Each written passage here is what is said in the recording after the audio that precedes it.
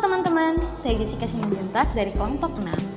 Halo, perkenalkan nama saya Rili Fitriasari. Perkenalkan, nama saya Yunisa Fitri. Saya Nida Afifah. Yang terhormat, para dosen pengampu mata kuliah metodologi pengembangan kognitif PAUD, Ibu Dr. Randa Dr. Lince Simatupang MPD dan Ibu Santa Murniasi SE MPD. Teman-teman, dari video ini kami dari kelompok 6 akan menjelaskan bagaimana strategi pengembangan kognitif pada anak usia dini.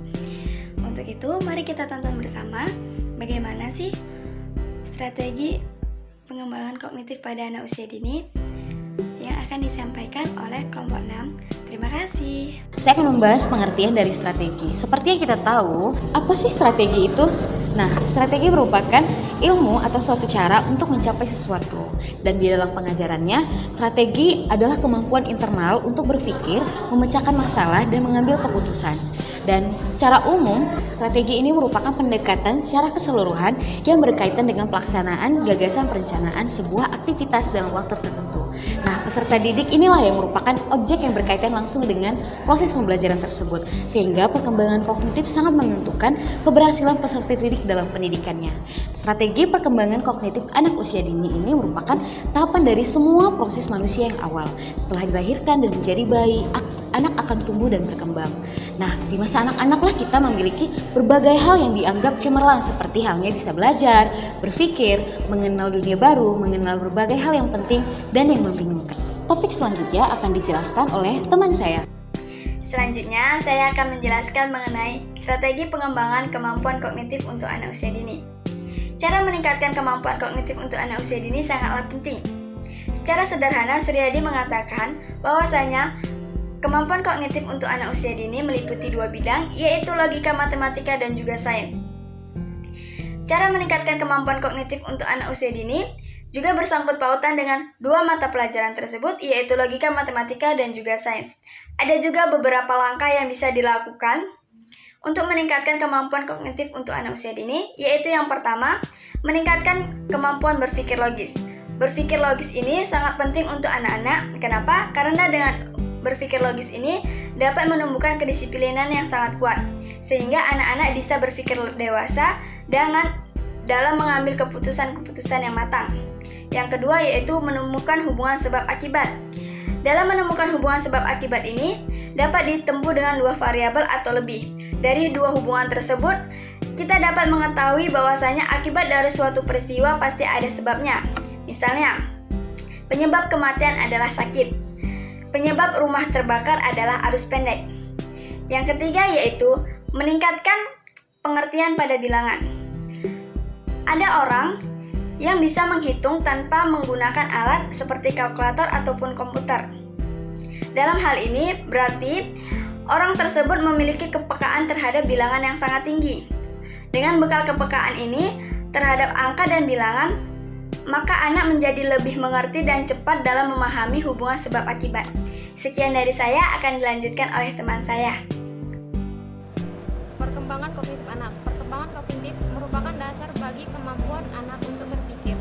Hal ini sesuai dengan pendapat Ahmad Susanto menjelaskan bahwa kognitif adalah suatu proses berpikir, yaitu kemampuan individu untuk menghubungkan atau peristiwa. Jadi, proses kognitif berhubungan dengan tingkat kecerdasan atau inteligensi yang menandai seseorang dengan berbagai minat, terutama sekali ditunjuk kepada ide-ide belajar. Faktor-faktor yang mempengaruhi perkembangan kognitif anak. Kenyataan di lapangan, berbagai faktor sebagai pengaruh perkembangan kognitif setiap anak yang satu dengan anak yang lainnya. Di antaranya adalah faktor hereditas atau keturunan. Bahwa setiap anak lahir sudah membawa kecerdasan yang diberikan oleh kedua orang tuanya. Contohnya, yang memiliki kecerdasan di atas rata-rata bisa juga mendapatkan keturunan yang memiliki kecerdasan rendah atau bahkan anak berkebutuhan khusus. Yang B, faktor lingkungan. Lingkungan mempengaruhi pengalamannya. Misalnya, anak terbiasa berkunjung di dalam rumah akan berbeda pengetahuannya dengan anak yang biasa bermain di halaman dengan teman sebayanya. Yang C, kematangan. Anak dikatakan matang apabila organ fisiknya siap menerima rangsangan atau stimulus dari usia 1 tahun. akan matang dalam belajar mengenal rasa. Anak dengan usia 2 tahun akan mulai mengenal rasa dan warna. Anak dengan usia 3 tahun akan mengenal berbagai bentuk. Anak dengan usia 4 tahun akan memiliki rasa ingin tahu tentang suatu cara kerja benda. Anak dengan usia 5 tahun sudah senang dalam kegiatan eksploratif, namun jika anak belum matang, maka anak akan kesulitan dalam mempelajarinya. Yang D. Pembentukan diri. Pembentukan diri dapat dipengaruhi oleh kesengajaan sekolah atau formal, dan ketidaksengajaan pengaruh alam sekitarnya. Pembentukan di sekolah formal dan lingkungan sekitar sangat berpengaruh dalam kecerdasan anak. Yang E. Minat dan bakat. Minat dan bakat akan memudahkan anak dalam mempelajari suatu hal. Anak akan mudah mempelajari suatu apabila anak berminat dengan suatu hal tersebut. Misalnya, anak yang memiliki minat dan bakat menari, maka anak tersebut akan mudah mempelajari tarian tersebut. Yang F. Kebebasan. Kebebasan manusia dalam berpikir, divergen atau menyebar, memudahkan anak memiliki metode tertentu dalam menyelesaikan masalah sesuai berkebutuhannya. Misalnya, saat di kelas anak dibebaskan dalam memilih permainan. Selanjutnya adalah capaian perkembangan pada anak usia 0 sampai dengan 6 tahun. Yang pertama pada anak usia 0 sampai dengan 12 bulan. Pada usia ini, anak sudah mampu menunjukkan hal yang dia inginkan dan dia ketahui. Misalnya, anak tahu mana susu dari ASI dan mana susu dari botolan. Kemudian, anak sudah mampu menunjukkan reaksi ingin berhenti menangis ketika keinginan terpenuhi. Misalnya, saat anak menangis, ibunya menggendong dan tangisannya berhenti.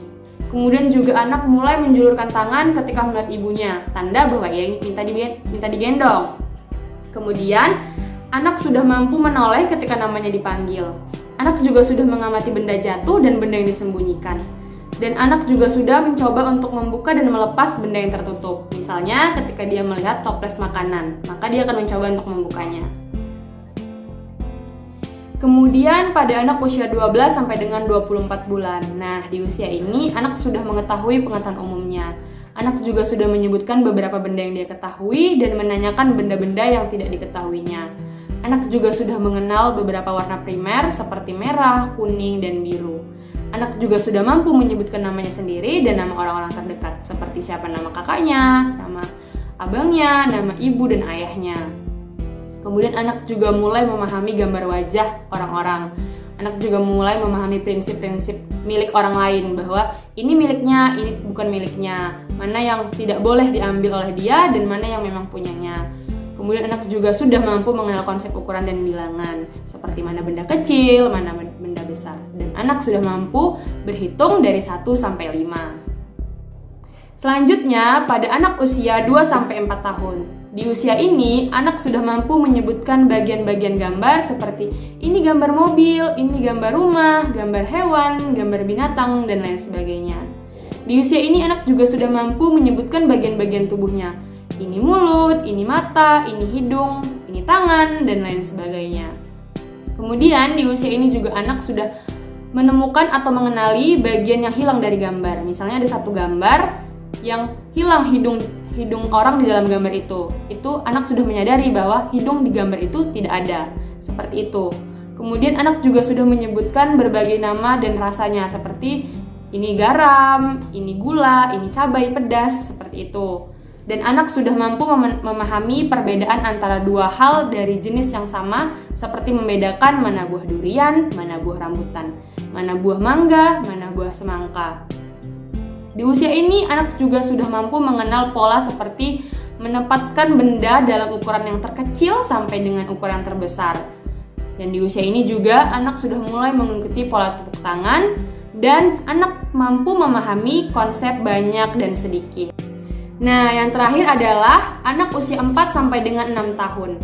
Pada usia ini, capaian perkembangan anak itu, anak sudah mulai mengenali benda berdasarkan fungsinya. Seperti, anak tahu pisau untuk memotong, gunting untuk memotong kertas, dan pensil untuk menulis.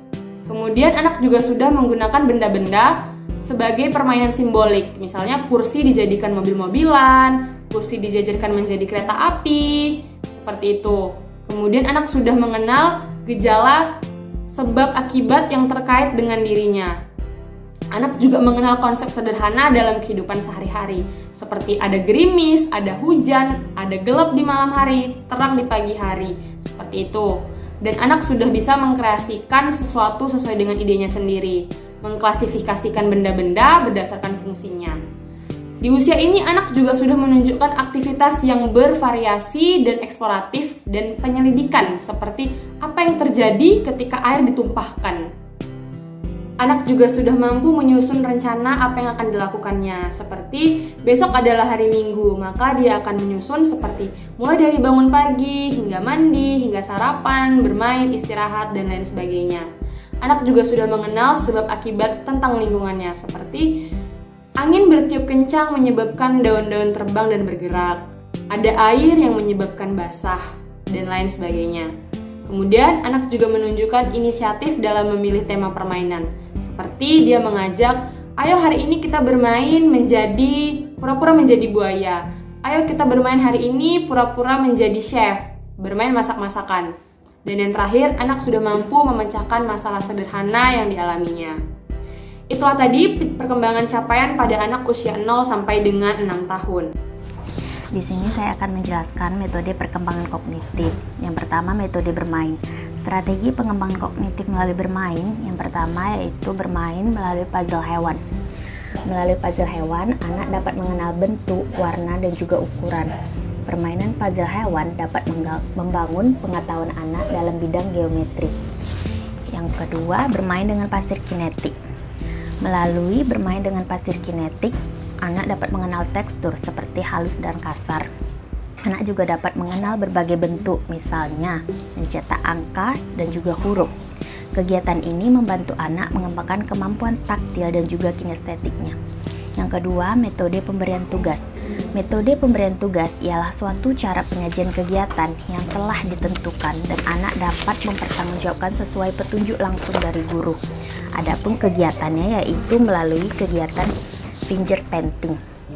Melalui kegiatan finger painting, anak dapat mengenal bentuk, warna, dan juga melatih motorik halus pada anak. Kegiatan ini membantu anak mengembangkan kemampuan kinestetiknya. Yang ketiga, metode demonstrasi. Metode demonstrasi adalah suatu penyajian kegiatan pembelajaran dengan penjelasan lisan, disertai perbuatan atau memperlihatkan suatu proses tertentu yang kemudian diikuti atau dicoba oleh anak didik. Adapun contoh kegiatannya yaitu menirukan suara dan gerakan binatang bebek. Untuk demonstrasi, guru dapat memperlihatkan kepada anak video peternakan bebek. Kemudian, guru mengajak anak untuk menirukan suara dan gerakan binatang bebek yang mereka lihat. Hal ini bertujuan untuk mengembangkan kemampuan auditori dan visual anak. Yang keempat, metode tanya jawab. Metode tanya jawab ialah suatu cara penyajian pembelajaran dalam bentuk pertanyaan dari guru yang harus dijawab oleh siswa ataupun sebaliknya.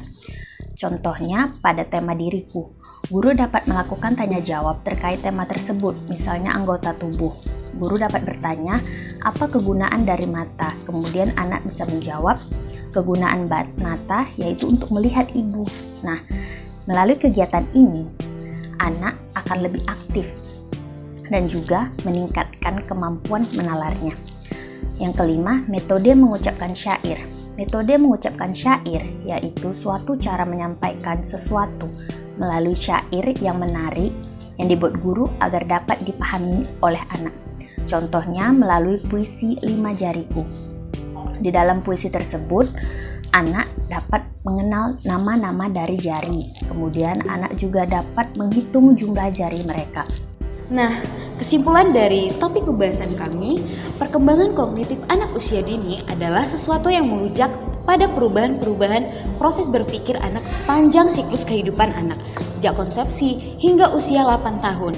Sebagai pendidik dan calon pendidik, bahkan orang tua, perlu memahami perkembangan kognitif anak usia dini dan bisa mengembangkannya sejak dari masa konsepsi anak tersebut dan memberikan stimulasi yang tepat pada anak usia dini dengan hakikat anak usia dini dan tahap perkembangannya.